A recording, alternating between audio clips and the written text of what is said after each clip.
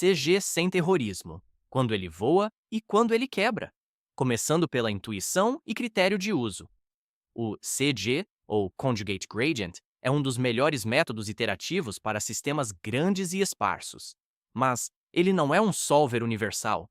Se a matriz não for SPD, o comportamento pode ficar estranho ou simplesmente dar errado. Neste bloco, a gente vai ver quando usar, por que ele costuma convergir rápido e onde muita gente erra. O mapa deste bloco é simples. Primeiro, qual é o tipo de problema que o CG resolve bem? Segundo, o requisito SPD, que é obrigatório. Terceiro, a ideia geométrica por trás do método, com direções conjugadas. Quarto, a diferença entre resíduo e erro, que muita gente mistura. E quinto, uma ponte para pré-condicionamento, porque é aí que o jogo fica realmente forte. Guarda essa ideia central. O CG é um canhão, mas só funciona direito no tipo certo de matriz. A gente quer resolver o clássico A vezes X igual a B. Só que em muitos problemas reais, a matriz A é grande e esparsa. Nessa situação, uma fatoração direta, como LU, pode ficar cara demais em memória e em tempo. E é exatamente aí que entram os métodos iterativos de Krylov. Dentro desse grupo, o CG vira a escolha natural quando a matriz é SPD. Esse cenário aparece o tempo todo em aplicações numéricas. Por exemplo, em problemas de Poisson e difusão, em condução de calor, em muitos casos de elasticidade, e em discretizações simétricas de forma geral. Em resumo, quando você tem a matriz certa e o problema certo, o CG costuma brilhar. Então, antes de aplicar CG, a pergunta principal não é: ele é rápido? A pergunta certa é: a matriz A é SPD. A regra de ouro do CG é simples, mas inegociável. A matriz precisa ser SPD, ou seja, simétrica e definida positiva. Isso quer dizer duas coisas.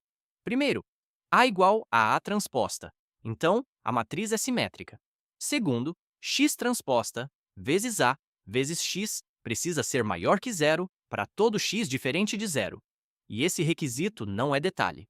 É exatamente isso que sustenta a geometria do método e a convergência.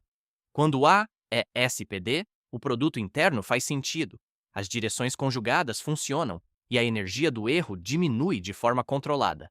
Se A não for SPD, o CG pode falhar ou convergir de forma ruim e instável. Resumindo, o CG é excelente, mas ele só joga no time SPD. Agora, um exemplo rápido de matriz boa para CG. Considere uma matriz com primeira linha 4, menos 1 e 0, segunda linha menos 1, 4 e menos 1, e terceira linha 0, menos 1 e 3. Essa matriz é simétrica, porque A é igual a A transposta. Além disso, ela tem diagonal forte e acoplamento moderado, uma estrutura clássica de problemas de difusão e Poisson discretizados. Esse é exatamente o tipo de matriz onde o CG costuma andar muito bem. A leitura prática é estrutura esparsa, simetria explícita e problema físico bem comportado. Aqui, o CG é candidato forte. Agora, uma armadilha muito comum: matriz não simétrica. Considere uma matriz parecida, mas com primeira linha 4, menos 2 e 0, segunda linha menos 1, 4 e menos 1, e terceira linha 0, menos 1 e 3. Repara no detalhe: o termo A12 é diferente do termo A21. Então, a matriz não é simétrica, ou seja, A é diferente de A transposta. Mesmo que ela pareça parecida com a anterior, ela não é SPD. E esse é um erro comum: olhar para uma matriz bonitinha e achar que o CG serve. Nesse caso, não serve.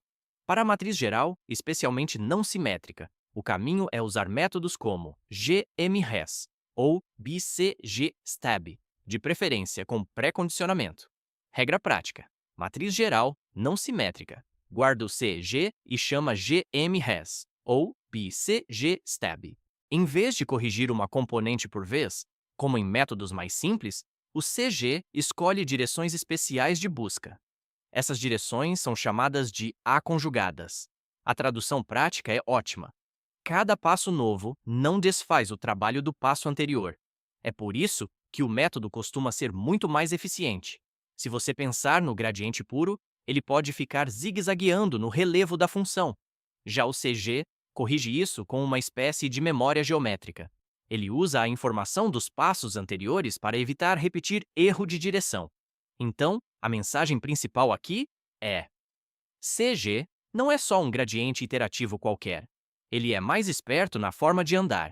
E o que o CG minimiza de verdade? Para a matriz SPD, resolver A vezes x igual a b é equivalente a minimizar uma função quadrática. Φ de x igual a 1 meio vezes x transposta ax menos b transposta x. O CG caminha nesse relevo quadrático. É como se ele estivesse descendo uma superfície bem definida até o ponto mínimo. E por isso, a condição SPD é tão importante. Ela garante que esse relevo seja bonito, com curvatura bem definida, sem ambiguidades.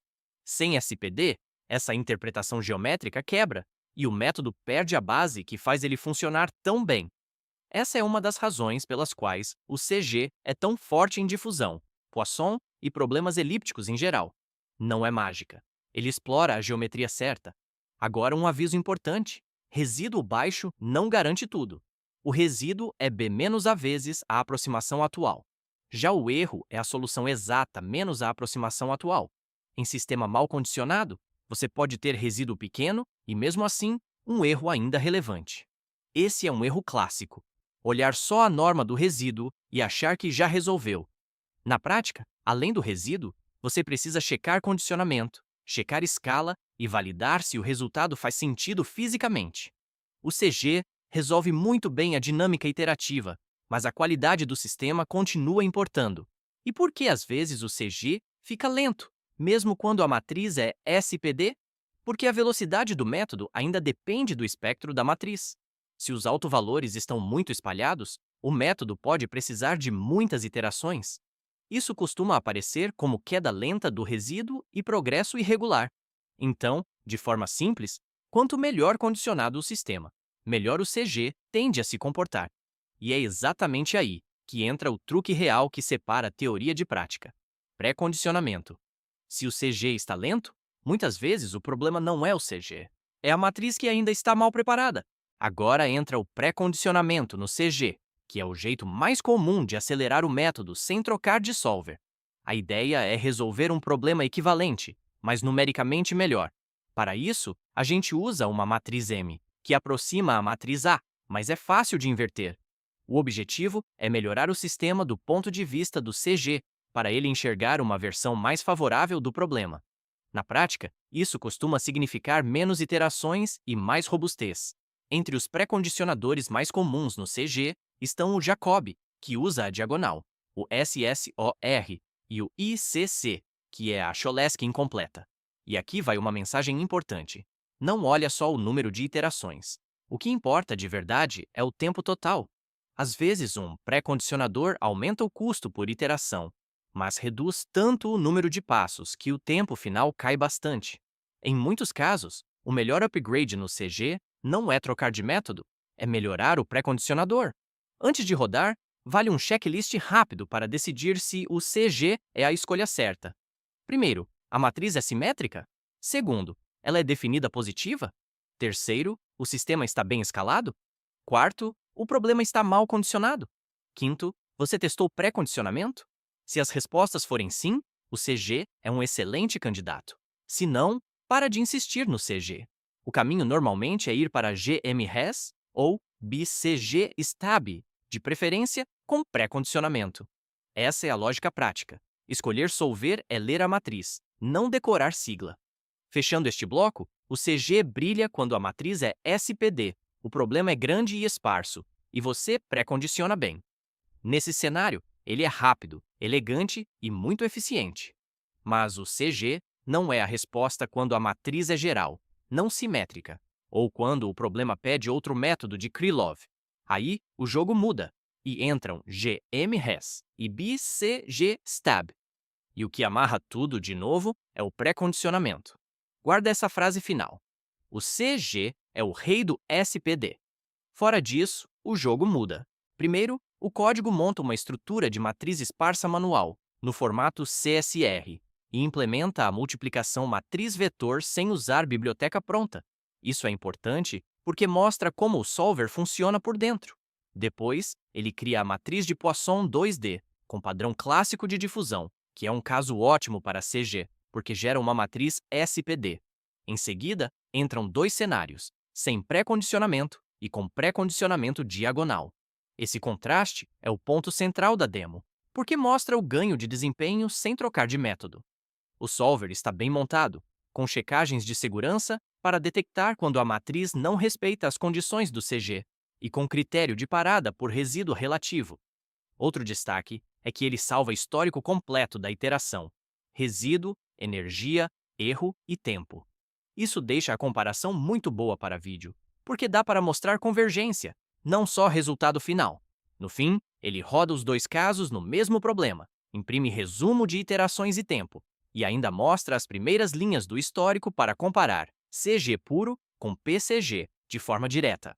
Aqui, a ideia é enxergar o CG como geometria. Em vez de pensar só em fórmula, pensa que resolver o sistema é descer uma superfície de energia até o ponto mínimo.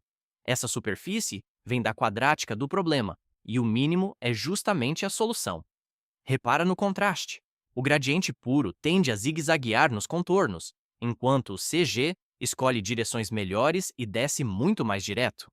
Ele usa memória geométrica, então, cada passo aproveita o anterior em vez de desfazer progresso, e no final, o visual fecha com a teoria. Os resíduos ficam ortogonais, e as direções de busca ficam conjugadas em A.